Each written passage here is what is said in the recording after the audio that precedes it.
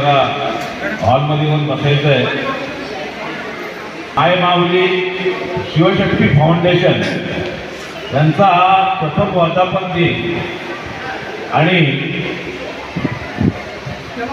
दैनिक Bharat national news चॅनलचं उद्घाटन अशा 2 कार्यक्रमांसाठी आपण इथं सगळेजण उपस्थित आहात. संपूर्ण विश्वनिर्माण सर्व महापुरुष यांना विनम्र अभिवादन करून आजच्या कार्यक्रमासाठी व्यासपीठावर विचारमंचावर उपस्थित असलेले महंत श्री भक्तिचरणदास महाराज, ॲडव्होकेट श्री विलासजी आंधळे, KPS संस्थापक अध्यक्ष सुनील सिंग परदेशी, आपले बिझनेसमॅन विनय कर्णाव, या कार्यक्रमाला ज्यांनी आपल्याला बोलवले त्यांच्या मातोश्री, या सगळ्यांना विनम्र अभिवादन. आज कार्यक्रमासाठी उपस्थित असलेल्या सर्व मान्यवर पुरस्कार्थी या सगळ्यांना आजच्या कार्यक्रमासाठीच्या हार्दिक शुभेच्छा. मी माझं आज भाग्य समजतो की मायामाऊली शिवशक्ती फाउंडेशनचा आज प्रथम वर्धापन दिन आहे आणि मी रायगडच्या अलिबागमधून मला ह्या कार्यक्रमाचं अध्यक्षीय पद भेटलं. मी खूप मोठा मला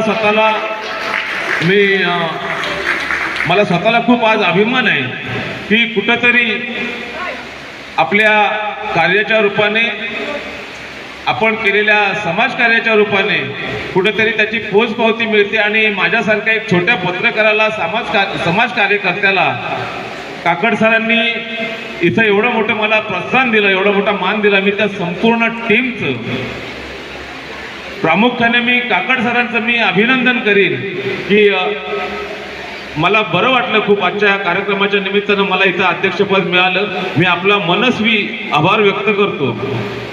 पण हे आभार व्यक्त करत असताना मला हा कार्यक्रम ज्या वेळेला सांगण्यात आला की अशा पद्धतीचा हा कार्यक्रम, त्या सांगण्याला दिवस झाले फक्त 22 माझ्या माहितीप्रमाणे. म्हणजे मला ज्या वेळेला हे सांगितलं गेलं तेव्हापासून आजचा 22वा दिवस आहे. पण आज कुणाला असं वाटलं का हो हा पहिला प्रथम वर्धापन दिन आहे म्हणून? असं वाटतंय 10 वर्ष झाली असतील. एवढं नियोजन चांगलं आहे, कमालीचं नियोजन आहे. म्हणजे त्यांचं जर मी काकड सरांचं थोडं माझ्याकडे मिळालेल्या माहितीनुसार आपल्याला सगळ्यांना माहिती करून देईन की काकड सरांचे वडील खूप ते लहान असताना वारले.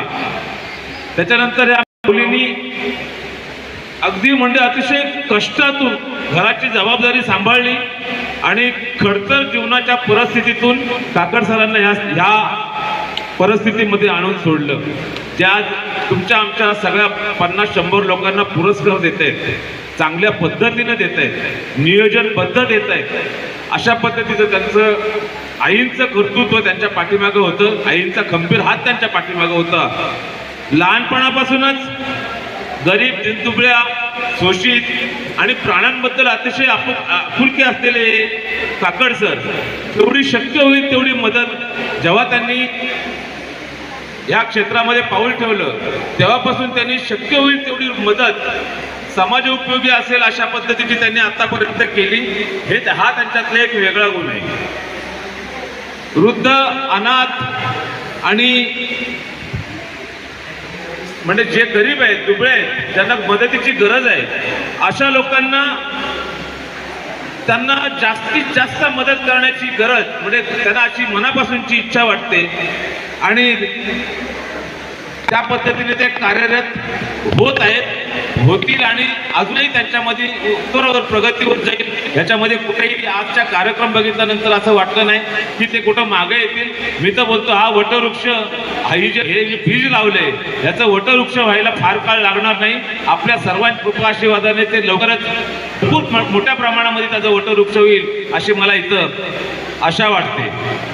त्यांनी नेहमी म्हणजे आता जेवढी पण त्यांनी या काही 5-6 वर्षापासून त्यांनी जी काही कामं केलेली आहेत त्याच्यामध्ये स्वतः त्यांनी काउन्सिलिंग घेतलेलं आहे.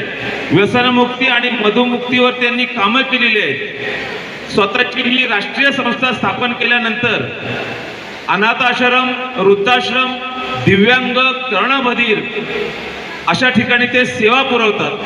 अन्नधान्य सेवा, शैक्षणिक वाटप, कपडे वाटप, ज्या लोकांची आर्थिक परिस्थिती नाही औषध उपचारासाठी त्यांना आर्थिक मदतही केली जाते. अशा पद्धतीचं काम त्यांचं चालू आहे.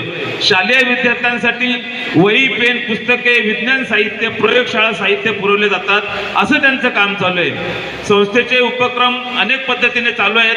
त्या उपक्रमाला आणखीन भर म्हणून त्यांनी या संस्थेच्या माध्यमातून मायमाऊली वृद्धाश्रम, मायमाऊली गौशाळा, माऊमाऊली अन्नछत्र इत्यादी सेवा सुरू केलेल्या आहेत. आणि त्यांच्या पाठीमागे त्यांचा खूप मोठा एक सहकारी वर्ग आहे ज्याच्यामध्ये मी खऱ्या अर्थाने नावं घेईन की डॉक्टर श्याम जाधव आहेत, डॉक्टर आपले मुथा सर आहेत. अशा पद्धतीची काही म्हणजे अशी माणसं आहेत की त्यांच्याकडे बघितल्यावरच असं वाटतं की आपण त्यांच्या प्रेमात पडावं. अशा पद्धतीची माणसं त्यांच्या सोबत मिळालेली आहेत आणि त्यांना सोबत घेऊन एकमेकांच्या विचारांना प्रेरित राहून ते आपले कार्य या माध्यमातून करत आहेत.